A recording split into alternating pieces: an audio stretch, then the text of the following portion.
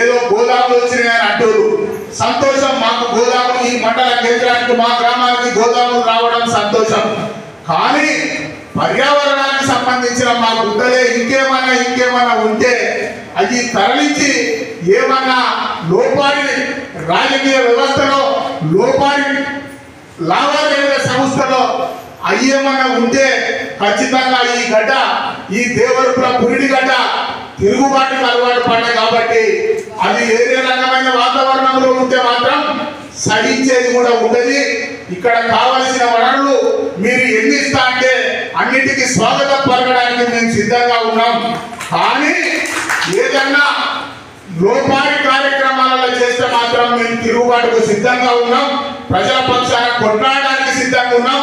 మేము అధికార పక్షంలో ఉన్నా ప్రతిపక్షంలో ఉన్నా ప్రజల పక్షాన్ని కొట్లాడతాం. ప్రజలు ఎంచుకున్న ప్రభుత్వానికి మద్దతుగానే ఉంటామని చెప్పి ఇప్పుడు ప్రభుత్వం ఏదైతే రేవంత్ రెడ్డి గారు పరిపాలిస్తున్న పరిపాలన మీద మేము సంతోషం. అధికారిక మరి ఎట్లా పిలుస్తాం? ఎవరు పిలిచాం? ఏ లెక్క కూడా పిలుస్తున్నారు? మీరేంది ఎట్లా పిలుస్తాం?